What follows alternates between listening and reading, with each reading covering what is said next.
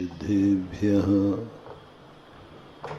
जय श्री ओम नमः सिद्धेभ्यः सर्वमंगलमांगल्यं सर्वकल्याणकारकं प्रधानं सर्वधर्माणां जैनं जयतु शासनम् जैनं जयतु शासनम् जैनं जयतु शासनम्। पंच परमेष्टि भगवान की, आचार्य श्री गुरुवर कुंद कुंद महाराज की, आचार्य श्री गुरुवर विद्यासागर महाराज की, परम पूज्य निर्यापक सर्व मुनि पुंग सुधा सागर जी महाराज की जय हो। जो व्यक्ति जहां पर रहता है उस व्यक्ति को सबसे पहले अपनी दृष्टि को, अपने ज्ञान को चार दिशाओं में मोड़ना चाहिए। अपन सब दुनिया में रहते हैं तो सबसे पहले प्रयास करो इस दुनिया को समझने के लिए। पहली ललक आपकी होना चाहिए, ये दुनिया है क्या, दुनिया का स्वरूप कैसा है। जब तक हम किसी का नेचर नहीं समझेंगे उस व्यक्ति से हम ना तो लाभ ले पाएंगे बल्कि वह हमें नुकसान भी पहुंचा सकता है। हम दुनिया में कभी सुखी नहीं रह पाएंगे। में भी परिवर्तन है, शास्त्रों में तो ऐसा परिवर्तन है कि संसार का ऐसा कोई उत्कृष्ट पद नहीं है जो अपन सबने प्राप्त न किया हो। संसार का ऐसा निकृष्ट कार्य नहीं है जो अपन सबने न किया हो। संसार सबको मौका देता है, अच्छे और बुरे का, अच्छे का भी देता है, बुरे का भी देता है।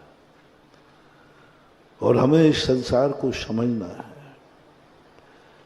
जब ये नेचर समझ में आ जाए कि संसार तो परिवर्तनशील है, जब जब तुम्हें ऐसा लगे सब कुछ मिट रहा है, मैं भी मिट रहा हूं, जिंदगी खत्म हो रही है, एक दिन जिंदगी समाप्त हो जाएगी। सूर्य उगा है, डूब जाएगा, प्रकाश आया है, अंधेरा आएगा। जब कभी कोई तुम्हें सुख की लहर आए तो अहंकार ज्यादा नहीं करना, उस सुख के पीछे दुख छुपा हुआ है। ये संसार का स्वरूप आप एक बालक से सीख लेना। आपने कभी कभी देखा होगा कि कोई बालक को हंसाता है तो उसकी माँ उसे रोकती है, बेटे को मत हंसाओ। दुनिया कहती है कैसी माँ है, मैं बेटे को रुला थोड़ी रहा हूं, मैं बेटे को रुला थोड़ी रहा हूं, मैं तो हंसा रहा हूं। लेकिन माँ रोकती है, अच्छी माँ रोकती है, मेरे बेटे को मत हंसाओ। बेटे को भी बुरा लगता है कि ये हंसाने वाला मुझे हंसा रहा है, ये माँ क्यों रोक रही है। ये रहस्य ना बेटा समझ पाएगा ना दुनिया समझ पाएगी, मात्र माँ समझ पाती है। माँ जानती है कि बेटा अभी जितना हंस रहा है बाद में वह रोएगा, नियम से रोएगा। बताते हैं बैलेंस करती है बालक को जिंदगी। बेटा 24 घंटे में जितना हंसता है उतना उसको रोना ही पड़ता है, रोएगा ही रोएगा। हंसाने के लिए तो तुम आ गए, जब रोएगा तो उसका रोने का दुख तो मुझे ही भोगना पड़ेगा ना। इसलिए माँ रोकती, हंसाओ मत। बेटा हंसता है तो माँ रोकती, ज्यादा मत हंसो रोना पड़ेगा। बस महानुभाव, एक बालक की कहानी, एक माँ का ज्ञान। हम साधु संत भी एक तुम्हारी माँ के समान दुनिया के बीच में आते हैं। तुम एक बालक के समान जिंदगी जीते हो। तुम्हें जब खुशी आती है तुम हंसते हो, बहुत हंसते हो। हम साधु कहते ज्यादा मत हंसो रोना पड़ेगा, ज्यादा मत अहंकार में जाओ धूल में मिलना पड़ेगा। बहुत लोगों की शिकायत होती है, पर आज धर्मात्मा गरीब क्यों होते हैं? जो पापी होते हैं, जो मंदिर भी नहीं आते, भगवान का नाम भी नहीं लेते, गुरुओं को मानते भी नहीं है, उनको धर्म से कोई लेना देना नहीं, उनकी पवारा होती है। हमेशा धन दौलत उनके पास बहुत होता है। मैंने कहा ये नई बात नहीं है, ये चौथे काल में थी। रावण के पास धन था ज्यादा तो श्री राम के पास। धर्मात्मा रावण था कि श्री राम थे? आपको क्या बनना है? बस से कुल्हायना दे देते हो। धर्मात्मा जो सच्चे लोग हैं, अच्छे लोग हैं, वो सदा दुखी रहते हैं, सदा परेशान रहते हैं, उनको दुनिया परेशान करती है। ये शिकायतें हैं तुम लोगों की। कई बार हमारे सामने शाम को जिज्ञासा में करते, महाराज जी ऐसा क्यों? आप लोग तो कहते हो धर्मात्मा के बहुत सब कुछ होता है, धर्मात्मा सुखी होता है, धर्मात्मा, लेकिन मैंने तो देखा धर्मात्मा सबसे ज्यादा दुखी होता है, परेशान होता है, दुनिया उसको परेशान करती है। और जो पापी होते हैं, गुंडे होते हैं, जो अनेक, उनको कोई नहीं परेशान करता और उनके पास धन दौलत भी बहुत होती। मैंने कहा ये तो चौथे काल में भी था। रावण गुंडा था, रावण के पास धन दौलत थी, रावण के पास शक्ति थी, सोने की लंका थी, विद्याएं थी, देवता उसके साथ थे। और हमारे श्री राम के पास भूमि गोचरी थे, विद्याएं नहीं थी, धन दौलत नहीं था, वनवास में थे। हर व्यक्ति परेशान कर रहा है, माई ने परेशान कर दिया, जाओ निकल जाओ, वनवास चले जाओ। रावण को निकाल के देखते तो जानते। कल्पना करो, रावण की मां कैकसी यदि रावण को वनवास देती तो क्या होता है? मां जिंदा ही नहीं रहती, जिससे मुंह से आवाज नहीं निकलती उसके पहले वो मार देते। वनवास जाने वाला नहीं था, स्वीकार नहीं करता। भाई ने परामर्श दिया, लात मार के निकाल दिया। विभीषण लंका छोड़ के ऐसे ही नहीं आया था। एक भाई की लात खाने पर लंका नहीं छोड़ी थी। विभीषण बहुत ज्ञानी आदमी था, विभीषण बहुत सहिष्णु था, बहुत नीतिज्ञ था। भाई ने एक लात मार दी, बड़ा भाई है, लात मार दी तो मार दी, क्या फर्क पड़ता उससे? विभीषण के मन में लात खाने का कोई गम नहीं आया, बड़ा भाई है, पिता के समान होता है, मार दी लात, मार दी, सभा में मार दी। विभीषण को किंचित मात्र भी विकल्प नहीं आया। उसने तो पिता समान भाई ने लात मारी है, कोई बात नहीं, भाई है, कोई मन में नहीं आया कि मैं लंका छोड़ दूं। जब वो माँ के पास, बेटा तो विभीषण माँ के पास, वो माँ, भैया को मैंने इतनी अच्छी सलाह दी, उन्होंने मुझे लात मार दी, क्या कहीं चेत गई। बेटा लात मारी विभीषण ने, रावण ने, भाग जा, रावण का क्रोध खत्म नहीं हुआ है। रावण जिस पर क्रोध करता है उसको मिटा करके ही छोड़ता है। भाग, जल्दी भाग, इसी समय भाग। रावण की दूसरी प्लानिंग है, तुझे लात मारी, तू सभा से उठ के आ गया, या तो सभा में बैठा रहता, लात खाने के बाद भी हाथ जोड़े रहता, लात खाने के बाद भी उनके पैर पड़ लेता रावण का, तो तेरी कुशल थी। जो अराजक तत्व होते हैं उनसे दूर नहीं भागा जाता, इनका नेचर कुत्ते के स्वभाव का होता है। कुत्ता कितना भी भौंके भागो मत, यदि तुमने भागे कुत्ता काट लेगा। जिससे अराजक तत्वों से भागोगे वो काट लेंगे। सहन करो, जितना सहन करो। अब रावण तुम्हें छोड़ेगा नहीं, जितने जल्दी हो सके भाग यहां से। मां बोल रही है, रावण को जन्म देने वाली मां रावण को जानती थी, भाग यहां से। भागा भागा। और कहां जाऊं मां, लंका छोड़ के मैं कहां जाऊं? बोले चला जा उन्हीं की शरण में जो नाराज हुए हैं। सावधान, मोटिवेशन। दुष्ट कभी नाराज हो जाए तो वो कभी भी उससे बचने का या तो सहन करना और या इतनी दूर भाग जाना, इतनी दूर भाग जाना दुष्ट जहां काबू ना पा सके। नीति लेना, कोई दुष्ट दुश्मन जितना तुम्हें दुख देवे सहन करना। सहन करना महानुभाव, गड़बड़ मत करना, सहन करना। और यदि खुश करना है तो उसके अनुकूल रहना।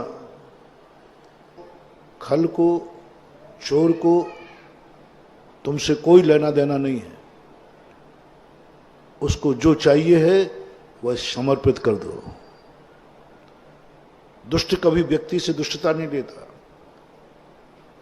उसको दुष्टता है, उसको धन चाहिए, उसको चाबी चाहिए, दे दो।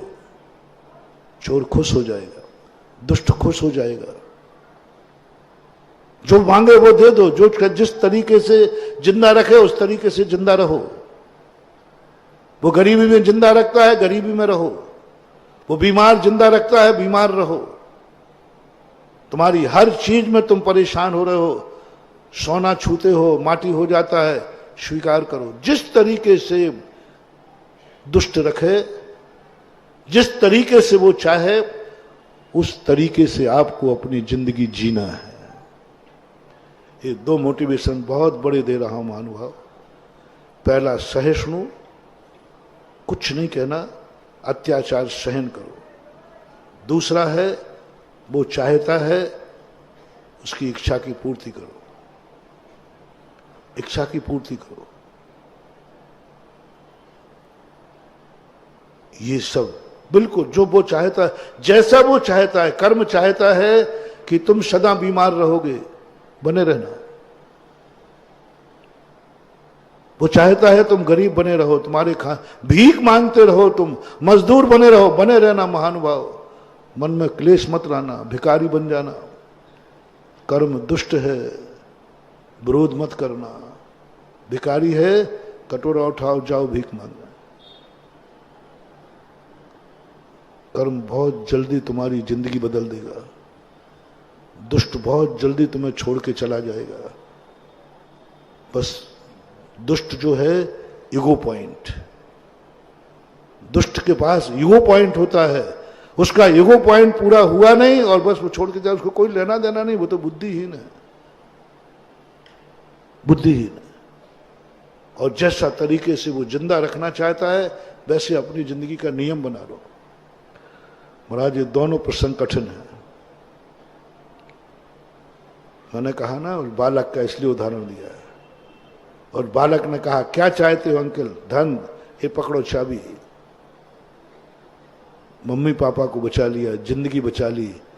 दुष्ट से यदि भिड़ जाता तो शायद सारी जिंदगी, यदि वो बच्चा भी भिड़ जाता कि मेरे पापा को मत मारो और चाबी नहीं देता, तो बच्चे का भी मरता, बेटे का भी मरता, पूरा परिवार स्मशान घाट बन जाता। इसलिए चाणक्य कहता है समर्पित हो जाओ, हाथ ऊंचे कर दो। दुष्ट ने यदि बंदी बना लिया, बंदी बन जाओ, विरोध मत करो। महाराज ये दोनों प्रश्न बहुत कठिन है। दुष्ट के अत्याचार सहन करूं, कर्मों के अत्याचार सहन करूं, महाराज सहन नहीं हो रहा है। बहुत परेशान हूं। बस मन कर रहा है कि सुसाइड कर लूं। अब आप कोई उपाय नहीं बता रहे हो। नहीं, मरना मत। दुष्ट के अत्याचारों से भी ज्यादा पाप है सुसाइड करना। दुष्ट प्रतिदिन तुम्हारे साथ अत्याचार करे, लाते मारे, गाली मारे, तुम्हारा प्रतिदिन संसी से खून निकाले, तुम्हारे नमक मिर्ची का छिड़काव करे, तो भी मरने का भाव मत करना महानुभाव, मत करना, सुसाइड नहीं करना।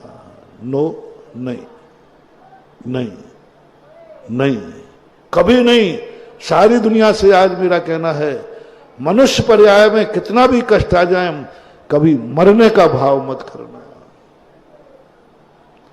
दुष्ट के हाथ से मर भी जाओगे, तुम्हारा अगला भाव बिगड़ेगा नहीं, कभी नहीं बिगड़ेगा।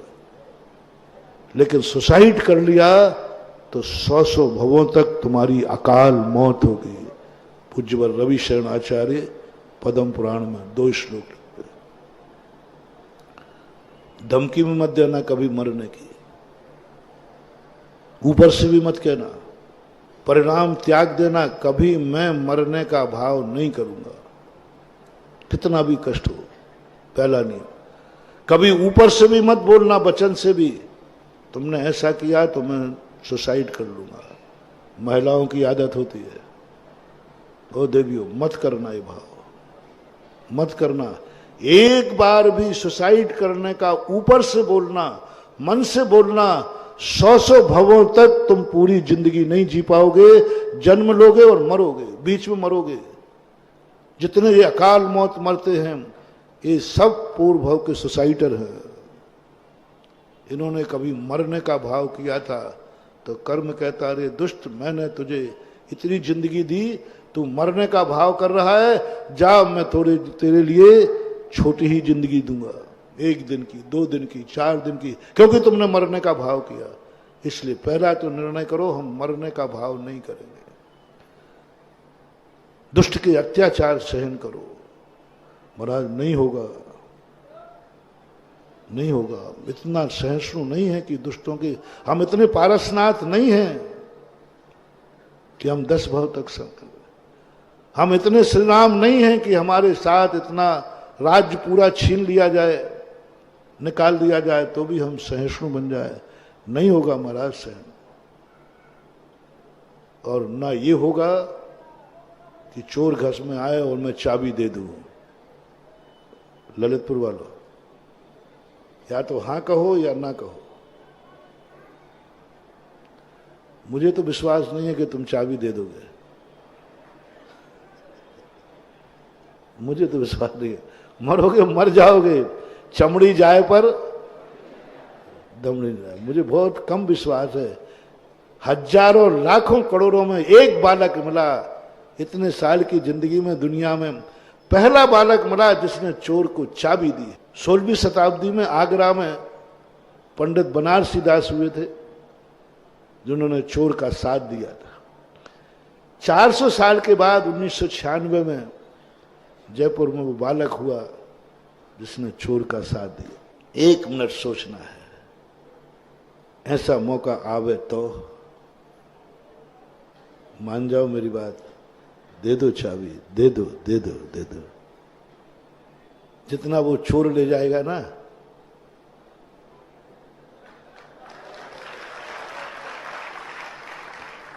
इस 10 लाख क्षण पर में ही कमा दूंगा।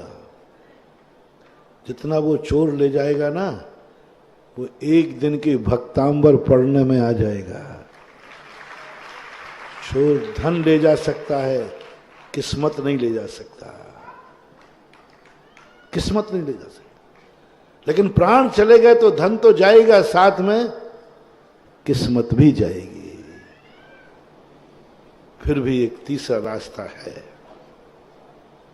जो माता कैकेयी, यहीं से प्रसंग हुआ था। माता कैकसी ने विभीषण को दिया। विभीषण ने यही कहा, मां पूरी राजसभा में लात मार दी और मैं वहीं बैठा रहता, पूरे राज्यसभा में हंसी उड़ाई में वहीं बैठा रहता, मां मेरे से सहन नहीं हुआ। और अब जाकर चला जा, पैर पड़ ले रावण के भैया के। मां कैसे पैर पड़ लू? लात मारी है लात, तो तो मां कहती अब तेरा विनाश निश्चित है इस रात में, तो इस दुनिया में नहीं रहेगा। ये दो के अलावा तीसरा कोई रास्ता है? बोले है। एक ऐसी धर्मात्मा की शरण में चला जा जिसका कोई दुष्ट भी विनाश न कर सके, जो अजर हो, अमर हो, अविनाशी हो, या उनकी शरण में चले जाओ। धर्म और धर्मात्मा की शरण में चले जाओ। तीसरा रास्ता एक ही है, जब तुम्हारे दुष्ट कर्म तुम्हें परेशान करें कहीं मत भटको, क्योंकि तुम सहन, या तो मैंने कह ही दिया कि सहन करो, अन्यथा आप तुरंत उठिए घर से और सीधे अभिनंदन नाथ भगवान के सामने भक्तांबर में बैठ जाइए। तीसरा रास्ता है। दो रास्ते तुम नहीं अपना पा रहे हो ना तो चोर का, दुष्ट का साथ दे पा रहे हो और ना ही तुम सहन कर पा रहे हो। अब बस एक ही तीसरा रास्ता है, शरण वत्सल करुणा निधान, जहां हर शक्ति त्रोहित हो जाती है। हर शक्ति आती है टकराने के लिए, लेकिन टकराते ही चूर चूर हो जाती है। आएगी, दुष्ट वहां भी आएगा, लेकिन वो कुछ नहीं बिगाड़ पाएगा। जैसे मैंने डाकू खड़क सिंह की बात कही थी ना, ले जाने दे घोड़ा, नहीं पचा पाएगा, लौट के आएगा। आएगा, लौट मिलेगा, वो तुम्हारा सम्मान करेगा, तुम्हारा वापस करेगा। नहीं पचा पाएगा। बनारसी दास के लिए जब वापस हुआ तो उसकी चोर की मां ने कहा, जब उसने पूरी कहानी सुनाई, चोर ने कहा, बेटा मैं भली चोर की मां हूं, तू चोर है, लेकिन तूने उसके यहां चोरी की जिसने तुझे अपनी पोटली उठवा दी। भस्म हो जाएगा, बर्बाद हो जाएगा, जाए इसको वापस करके आ। डाकू खड़क सिंह की आत्मा ने कहा, किसका घोड़ा चुराया है? उसका घोड़ा जिसने अपने घोड़े की चिंता नहीं की, सारे जगत के अपाहिजों की चिंता की। यही कहा था बाबा भारती ने कि खड़क सिंह तुम ये मत बोलना मैंने अपाहिज हो बन के घोड़ा छुड़ाया, क्योंकि दुनिया का विश्वास अपाहिजों पर। उस व्यक्ति को घोड़े की चिंता नहीं, दुनिया की चिंता नहीं, उसका घोड़ा छुड़ाया। एक रात भी नहीं रख पाया। उसी रात में घोड़ा बांध करके वापस करके चला गया, क्योंकि वो शक्ति ही ऐसी है। आएगी, वहां भी आएगी, लेकिन तुम मात एक ही घर में, बस एक ही है। मैं प्रभु मरूंगा तो तेरी शरण में मरूंगा। महाराज जी वहां भी यदि दुष्ट आ गया और मार दिया तो अब कोई खतरा नहीं है। मैंने पहले दिन क्या कहा था? दुष्ट के हाथ से मत मरना, दुष्टों के सामने मत मरना।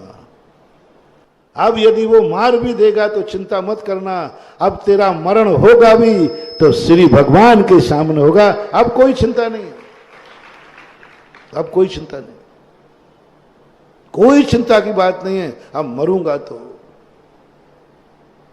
धर्मराज ने यही कहा था जब जंगल में हनुमान मिले थे, जब श्री कृष्ण निहत्थे उनके साथ हुए थे। बोले हम दोनों से तुम करोगे क्या? मैं किसी के पक्ष में लड़ूंगा ही नहीं। तुम मरोगे मरोगे, मैं देखता रहूंगा, मैं नहीं लड़ूंगा, मैं तो ध्वजा में बैठूंगा। कृष्ण जी ने यही कहा कि हमें क्या ले जाके करो, मैं शस्त्र नहीं उठाऊंगा, तुम मर रहे होगे। मुझे शस्त्र आपसे नहीं उठवाना है, मैं हारूंगा लेकिन आपकी आंखों के सामने, मैं मरूंगा आपके सामने। आप देख रहे होंगे मैं मर रहा हूंगा, बस इतना सा हिम्मत तुम पुण्य कर लेना, दौड़ के भाग के आ जाओ। जब तुम सारे कर्मों से जूझ चुके हो, सारे कर्म तुम्हें परेशान कर चुके। जब मैंने बिहार किया था 2012 में, तब अंतिम यही संदेश देके गया था, तुम्हारे जीवन में जब संकट आए कुछ नहीं करना तुम्हें, तुम सीधे उठ करके असीम कालीन भक्तांबर पाठ में आके बैठ जाओ, बस कुछ नहीं। मत भटको यहां वहां, मत टकराओ इनसे, मत टेंशन में करो, ये दुष्ट हैं, ये नहीं मानने वाले। नीम कभी मीठी नहीं होगी, दुष्ट के सामने रोना व्यर्थ है,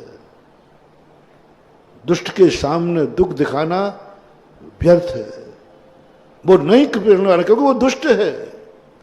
इन कर्मों की आड़ में कर्म जब उदय में आए, रो मत, कुछ नहीं होने वाला बंधु। मैंने जान लिया ये कर्म बहुत दुष्ट हैं। जब तुम्हारे अशुभ कर्म के उदय, रोना मत, कुछ नहीं होगा, ये पिघलने वाले नहीं, कुछ नहीं होने वाला मानव। आप लोगों की ये गंदी आदत पड़ गई, जब बुरे दिन आते हैं रो पड़ते हो, कोई परेशानी आती रो पड़ते, रो मत। पूज्यवर उमा स्वामी महाराज कहते हैं अपने भक्तों को एक नियम दिलाओ, ये कितने भी दुष्टों से परेशान हो, बस इनसे कहो ये रोवे नहीं। रोने से दुष्ट की दुष्टता बढ़ती है, रोने से दुष्ट की दुष्टता बढ़ती है। या तो सहन करो या उसके अनुकूल हो, रो मत, रोना नहीं। रोने से दुष्ट और ज्यादा खूंखार हो जाता है। आज सबको मेरा कहना है, हर व्यक्ति की जिंदगी में कोई ना कोई परेशानी है, मैं जानता हूं, क्योंकि तुम सब धर्मात्मा हो। क्या कहा? क्योंकि तुम धर्मात्मा हो इसलिए परेशानी है। मैंने कैसे जाना मैं परेशान हूं? क्योंकि तुम धर्मात्मा हो। धर्मात्मा सदा परेशान था, है, रहेगा।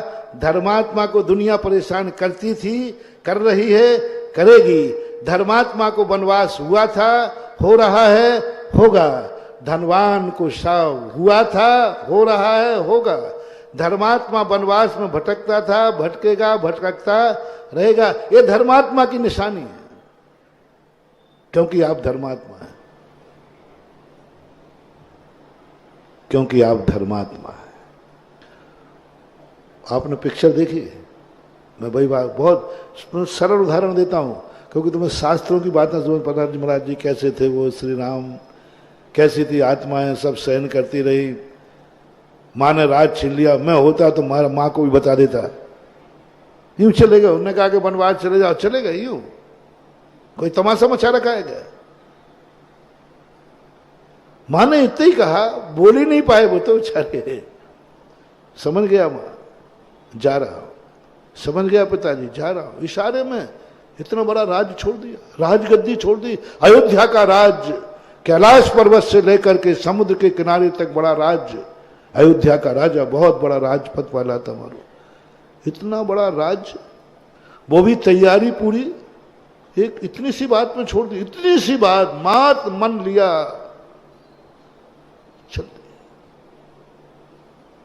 चल दिए। कुछ महाराज जी समझ में नहीं आती बात, ऐसा भी कैसे हो जाता है?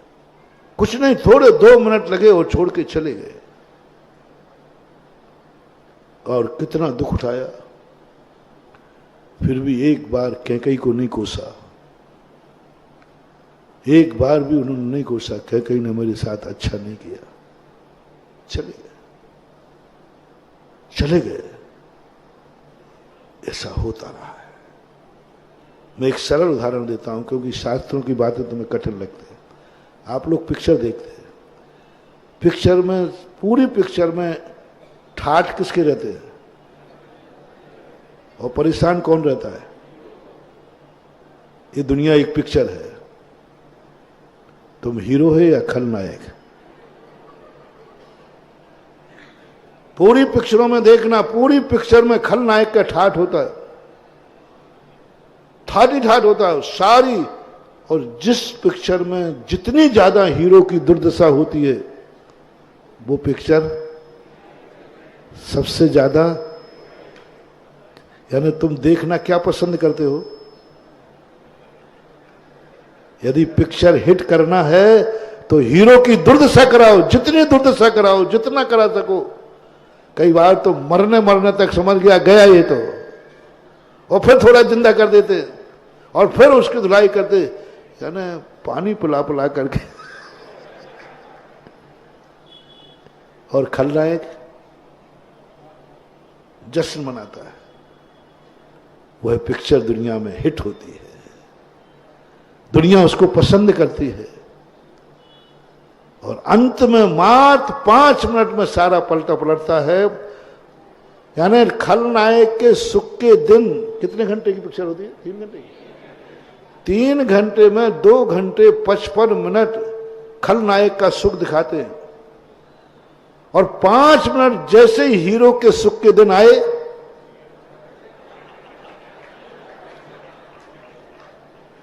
जैसे ही हीरो के सुख के दिन आए, खलनायक का नाश हुआ, उसी समय पिक्चर द एंड। यानी दुनिया क्या पसंद कर रही है?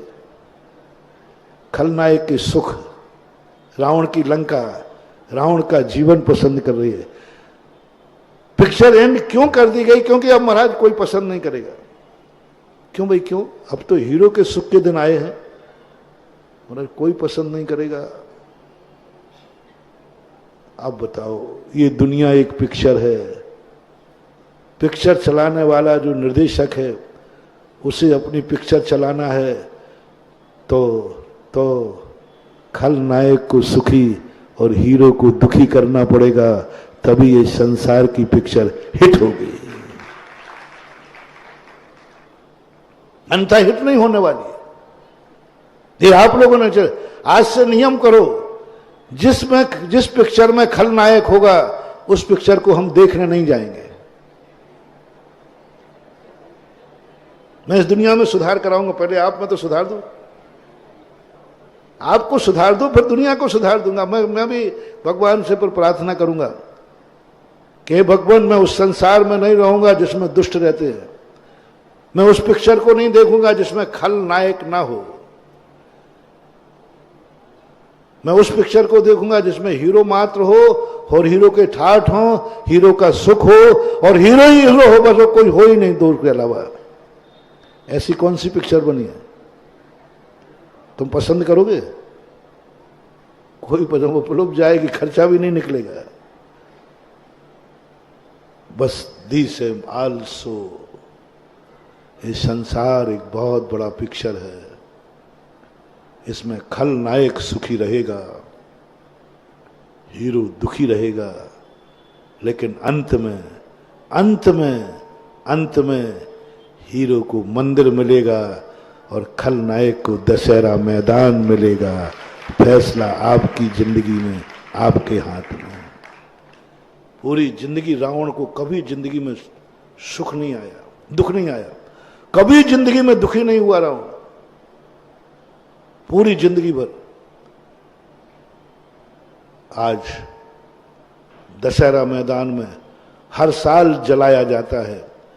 दुनिया का कोई व्यक्ति ऐसा नहीं हुआ जो एक बार मरने के बाद एक बार जलता है, लेकिन रावण हर साल जीवित होकर हर साल मरता है। और हमारे दुख रहने वाले राम धर्मात्मा पूरी जिंदगी भर भली दुखी रहे, लेकिन आज कहाँ बैठे? बोला ना, आज मंदिर में बैठे हैं, आज भक्तों के मुंह में बैठे हैं, आज इनका नाम, जिनकी कथा, जिनका स्मरण सारा जगत मंगल मान रहा है। अब फैसला आपको करना है।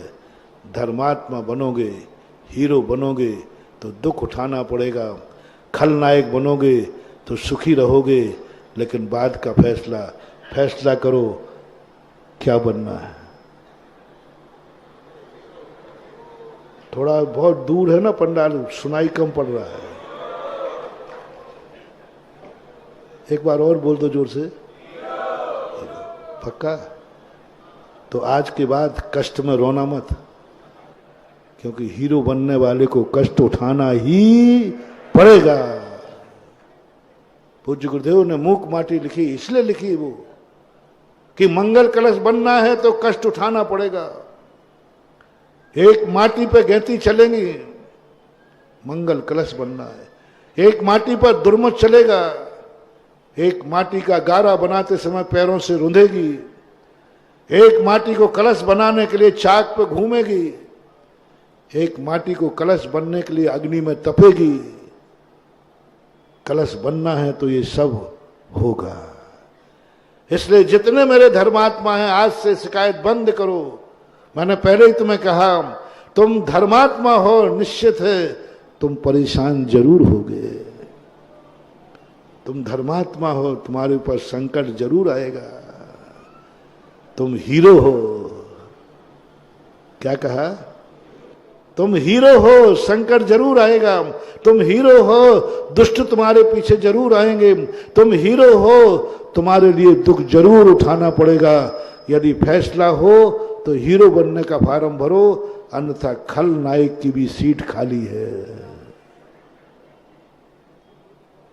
As you like. मैं कुछ भी नहीं बोल रहा हूं, जो आप, मैंने पहले ही कहा, मैं तो साइन बोर्ड हूं।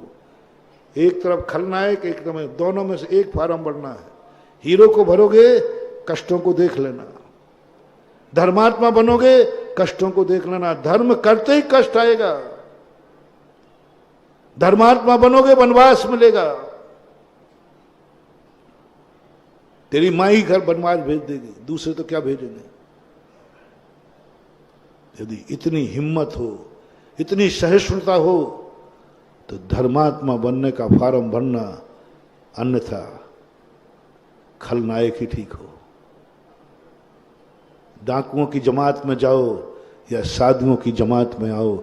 साधु की जमात में आओगे तो कष्ट उठाना पड़ेगा, मच्छर भी काटेंगे, गर्मी सर्दी सब लगेगी। देख लो हम लोग जीवन का, साधु का जीवन देखना। बाहर से तुम साधु को देखोगे ना तो इतने कष्ट हैं कि तुम रो पड़ोगे। 48 टेम्परेचर में हम लोग एक टाइम भोजन पानी करते हैं और तुम रात में भी बोतल रख के सोते हो, उसमें विहार करते, अंतराय आता है। केसों को अपने हाथ से उखाड़ते, 2 बाल उखाड़ के देखो। सर्दी गर्मी में जैसा हो, सर्दी पड़ती है, एक रात कमरे में बिना रजाई के देखो। और हम लोग पूरी जिंदगी भर ठंड में विहार भी करते हैं, रहते हैं। साधु को पूरी जिंदगी का तुलना करना, जिस दिन ये साधु के कष्ट तुम्हारे ऊपर आ जाएंगे, तुम सुसाइड कर लोगे। तुम्हारी जिंदगी में ऐसा दिन आ जाए कि तुम्हारे परिवार का कोई व्यक्ति नहीं बचा, सब मर चुके, अकेले बचे हो। साधु ने सब का त्याग कर दिया, अकेला बचा है। कल भोजन का कोई इंतजाम नहीं है, फिर भी जिंदा है। तुम्हारे यहां यदि तुम्हारी जिंदगी में ऐसी नौबत आ जाए कि एक टाइम ही आपको खाने को मिलेगा, बोलो जिंदगी कैसी रहेगी। तुम्हारी किस्मत ने ऐसी दशा की, तुम्हारी कर्म ने, कि तुम जिंदगी में एक टाइम से ज्यादा दूसरी टाइम ना खा पाओगे ना पी पाओगे, है ही नहीं। यदि ऐसा दिन तुम्हारा आ जाए तो तुम सुखी बना मानोगे अपने आप को कि दुखी। महाराज जी हम तो सुसाइड कर लेंगे। हम लोगों ने पूरी जिंदगी भर एक टाइम खाने का नियम लिया है, सुखी हूं कि दुखी। ठंड के दिनों में यदि तुम्हारे लिए कोई कपड़ा ओढ़ने को नहीं मिले, कोई रजाई नहीं, कुछ नहीं, तो जिंदगी वो रात तुम अपनी कोसोगे कि अवभाग्य मानोगे? कोसोगे, दुख है।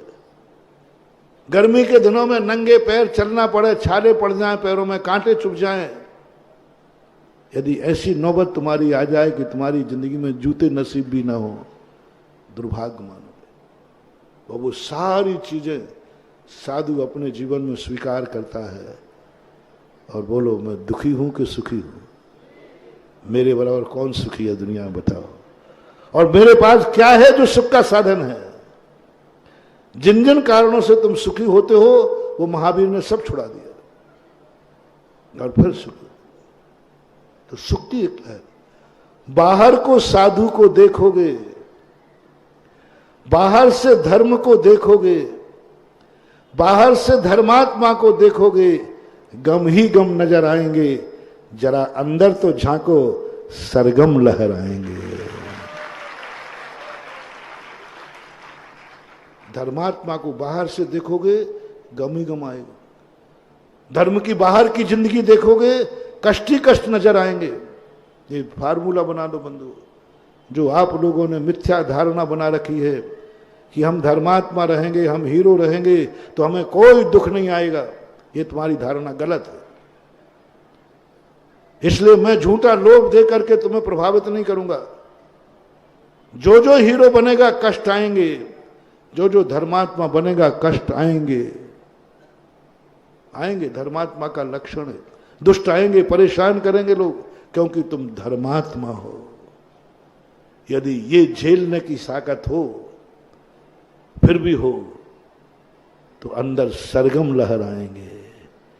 अंदर जब इसका फल मिलेगा, जब तुम मंदिर में बैठोगे और सारा जगत तुम्हारा नाम लेकर अपने जीवन को धन्य मानेगा, तब अंदर से सरगम लहर आएगा, आनंद आएगा। और जब दशहरा मैदान मिलेगा, आज दो में से एक फैसला करना है। सुखमय जीवन चाहिए है तो खलनायक बनो, रावण बनो।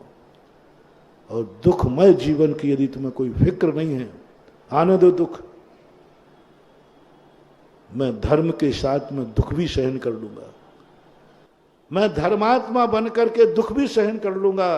अधर्मी बनकर के मुझे स्वर्ग का सुख नहीं चाहिए, मुझे धर्मी बनकर के नरक का दुख भी है तो मंजूर है। उज्ज्वल पद्मनंदी महाराज 10वीं शताब्दी में लिखते हैं कि मेरे पास प्रभु सम्यक दर्शन रहे, मेरे पास धर्म रहे, मेरे पास नीति रहे, मैं कभी अन्यायी नहीं बनूं, चाहे मुझे नरकों का दुख उठाना पड़े। प्रभु तू मेरे साथ रहे, मैं हारने को तैयार हूं। धर्मराज ने यही कहा, तुम मेरे सामने रहो, मैं हारने को तैयार हूं, मरने को तैयार हूं, लेकिन हारूंगा तेरे सामने, मरूंगा तेरे सामने, दुख उठाऊंगा तेरे सामने। तुम भी एक नियम ले लो, मैं मरूंगा तो धर्म के सामने, मैं मरूंगा तो भगवान के सामने, मरूंगा तो धर्म भगवान तेरा नाम लेते लेते मरूंगा। बस इच्छा नहीं है और कोई नहीं है। इसलिए जब भी तुम्हारे पास दुष्ट पीछे पड़े, कर्म तुम्हारे पीछे पड़े, तुम दौड़ो मंदिर में, जितने जल्दी हो सके अभिनंदन नाथ भगवान के पास आ जाना। वहां भी दुष्ट मारे तो अब चिंता मत न करना, मरे हो तो भगवान के दरबार में मरे हो, जाओ, हो गया बेड़ा पार, हो गया। इतनी सी बात मैं तुमसे कह रहा हूं। मैं तुम्हारे संकट का निवारण कर दूंगा, सो बात नहीं। संकट जब आए तो बस उस दीनानाथ के चरणों में दौड़ पड़ना। 90% मुझे विश्वास है, 99% मुझे विश्वास है कि यदि तू धर्मात्मा के दरवाजे आ गया, वो दुष्ट की हिम्मत नहीं है कि वो इस धर्मात्मा के सामने तुम्हारे प्राण ले ले।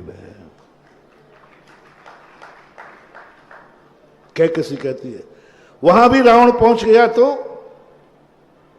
बेटा, यदि वहां पहुंच करके भी तुझे कोई, यदि रावण ने मार भी दिया तो कम से कम मरेगा तो श्री राम के चरणों में मरेगा, उनकी साक्षी में, उनके पक्ष में होकर मर।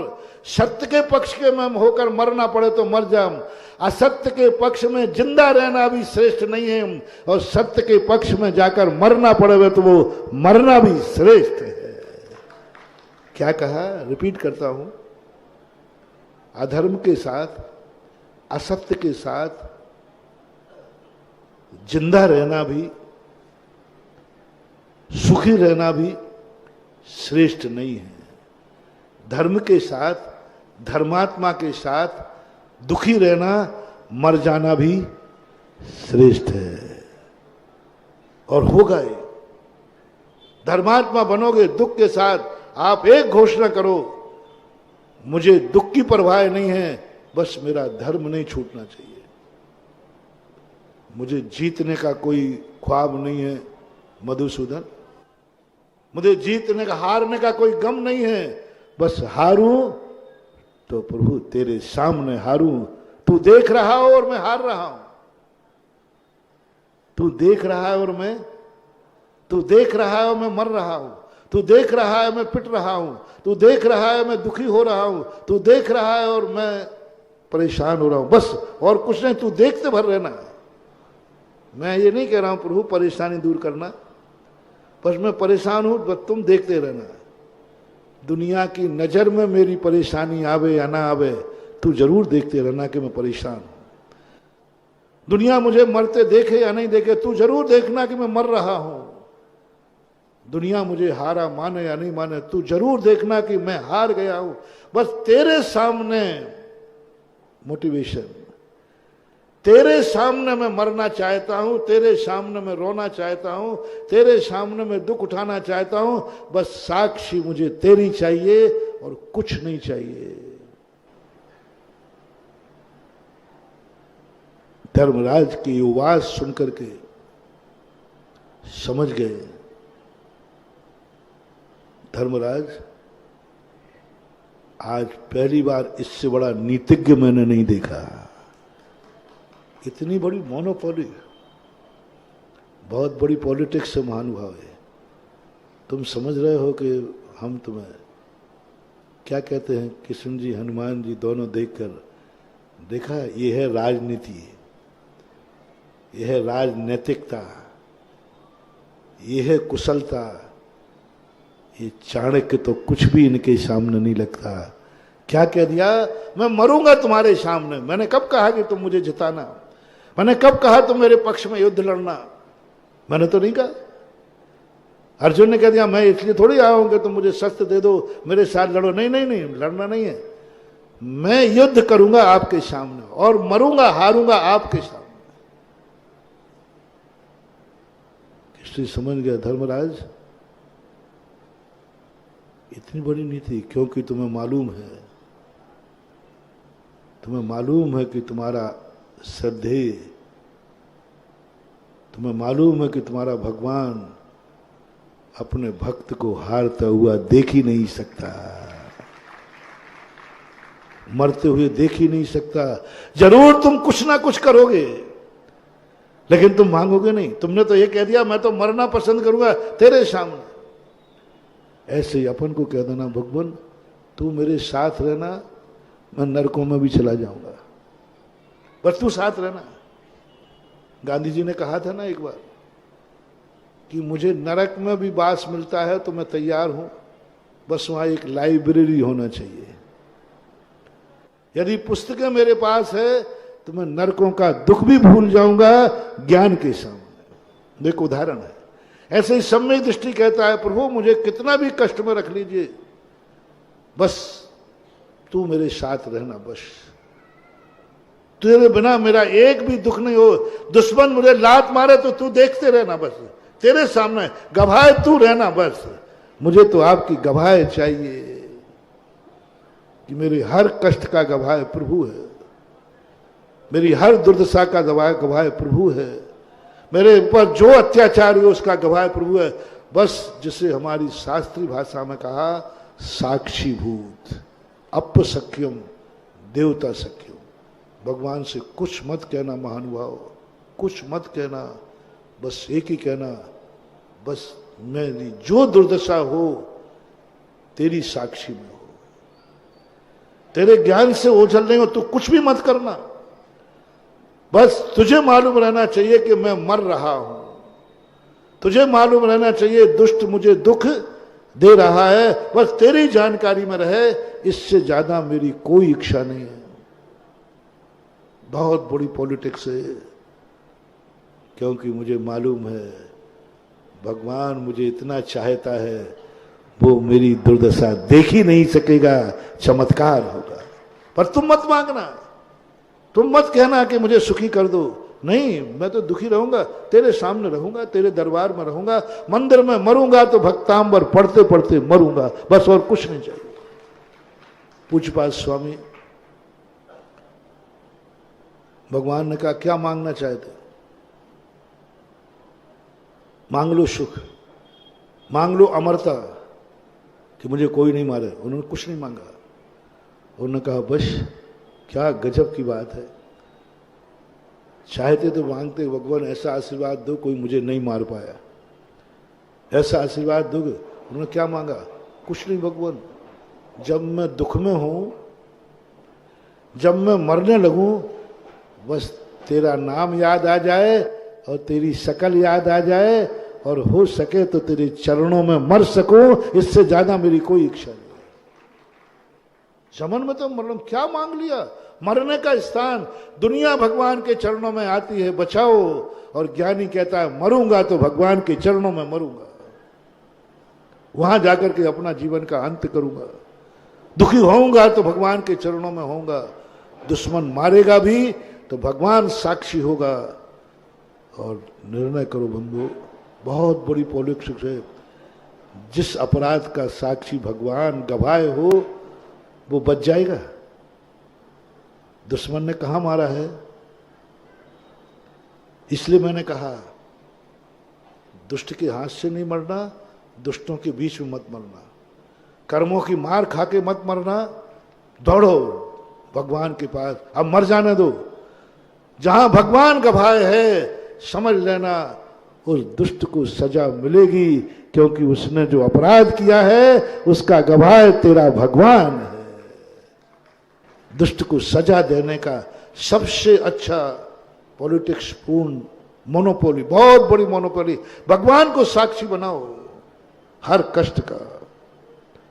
इसलिए उलायना आज से अब क्या करना है, क्या करना है, हीरो बनना है या खलना है? फैसला फिर एक बार दे रहा हूं, हीरो बनना है या खलना है? तो दुख आएगा। जो अब क्यों नहीं बोल रहा जोर से? बोलो, दुख आएगा, बहुत बड़ा दुख आएगा, मर भी सकते हो। तो आज के बाद इस शिकायत मत करना कि धर्मात्माओं पर दुख आता है, अधर्मी सुखी होते हैं। धर्मात्मा गरीब रहता है, अमीर धनवान होता है। अपने भगवान पर विश्वास नहीं है, अपने धर्म पर विश्वास नहीं। उसने गरीब क्यों रखा तुम्हें, क्यों रखा गरीब को? मैं बहुत बड़ी पॉलिसी है महानुभाव। एक बेटा अपने बेटे को चाबी नहीं देता, गिन के पैसा देता है, और एक बेटे को बाप ने चाबी दे दी। दोनों दोस्त मिलते हैं, यार मेरा बाप तो बहुत कंजूस है, गिन के देता है। और दूसरा कहता है मेरे बाप ने तो चाबी दे दी। और जिसके हाथ में चाबी है और वो बालक है, बोलो अब वो बनेगा कि मिटेगा? बर्बाद हो गया। और इसके पास इतने पैसे दिए थे जितने किराए के थे, अब वो रास्ते में क्या बोतल खरीदेगा? बोलो ये बाप की कंजूसी है कि तुम्हें पाप से बचाने का तरीका है। बस यही हमारा जगत पिता, यही हमारी ये सारी प्रकृति माँ अपने भक्त को उतना ही पे देती है जिससे उसका गुजारा चल जाए। जब उसके पास रहेगा ही नहीं तो पाप क्या खाक करेगा। और दुश्मन को इतना देता है, चढ़ जा बेटा सूली पर, चढ़ जा, जितनी ऊंचाई से गिरेगा। भक्त को साइकिल दी, खलनायक को प्लेन दे दिया। अब दोनों को एक्सीडेंट हो गया, कीचड़ है, गिरेगा तो सही। पैदल वाला गिरा, क्या हुआ? और प्लेन वाला गिरा। भुज के अंदर अभी भूकंप आया था, बहुत गजब का। मुझे धर्म के शास्त्रों पर उधर सब जो कोसते थे, भगवान देखो मैं आपका भक्त हूं और मेरे पास झोपड़ी है, इनके पास देखो 8 मंजिल का मकान है और आपके मंदिर भी नहीं आता, आपके मंदिर भी नहीं आता, वो नाम ही नहीं लेता धर्मात्मा। 8 मंजिल हमेशा कोसता था, वो भगवान को कोसता था, गुरुओं को कोसता था। महाराज देखो आपकी भक्ति करूं और ये देखो इसके कैसे पौवारा है, और देखो आज इनके ठाठ हैं, और हम आपके भगत हैं, दिन रात आपकी माला फेरें, जाप करें, और हमारे पास ये झोपड़ी है। भगवान को जवाब देते नहीं। और जब भूकंप आया, 8 मंजिल की मकान में से एक भी व्यक्ति नहीं बचा, और झोपड़ी वाला पूरा परिवार सुरक्षित रहा। और अब वो कहता है, पेपरों में इंटरव्यू दिया उसने, भगवान भगवान भगवान माफ करना, मैंने पूरी जिंदगी भर तुझे उलायना दिया है, आज पता चला कि तू जानता था भूकंप आएगा, भक्त को मैं मरने नहीं दूंगा, इसलिए झोपड़ी नहीं दी। आज मेरे पास भी 8 मंजिल का मकान होता तो आज मैं सब इसमें पिछड़ के मर गया होता, मर गया होता। अब इतनी दूरदृष्टि किसकी हो सकती है? आज बचे, एक परिवार को खरोच नहीं आई, कच्ची झोपड़ी थी, भूकंप आया, निकल के बाहर, एक नहीं मरा। और उसी के बाजू में महल जिसको वो कोसता था, भगवान को कोसता था, उनमें से एक व्यक्ति नहीं मरा। किस बुरी तरह से उनकी लाशें निकाली गई, कितनी बुरी दुर्दशा हुई उनकी। इसलिए अंत में, इसलिए हो मेरे प्यारे धर्मात्माओं, हो मेरे प्यारे भक्तों, झोपड़ी मिलने पर मुझे कोसना मत, झोपड़ी मिलने पर धर्म को कोसना मत, महलों को देख करके कुछ हरकना मत। ये तेरे परमात्मा की मोनोपोली है, ये तेरे परमात्मा की बहुत बड़ी करुणा है, ये प्रकृति की करुणा है कि दुष्ट को जितना ज्यादा बढ़ाओगे उसकी दुष्टता बढ़ेगी, और दुष्टता बढ़ेगी तभी दुर्गति होगी, और भक्त के जितना जितना कम दोगे उसकी दुष्टता बढ़ेगी ही नहीं, वो ऊपर जाएगा। खाली हमारे पूज्य गुरुदेव ने लिखा है, अंतिम पंक्ति कह के खत्म करता हूं, गुरु जी ने लिखा है, खाली पारली, तराजू होते ना तराजू, भरी पारली नीचे जाती, खाली ऊपर जाती है, स्पष्ट रूप से तुला हमें बतलाती है। तराजू होते ना, कौन सा पड़ला नीचे जाता है और कौन सा पड़ला ऊपर जाता है? बोलो, खाली रहूं या भर दूं? मैंने तो नहीं कहा, तुमसे कहलवा दिया ना। बस अब इसके संबंध में अपन और समझने का प्रयास करेंगे। आज इतना ही। महावीर भगवान के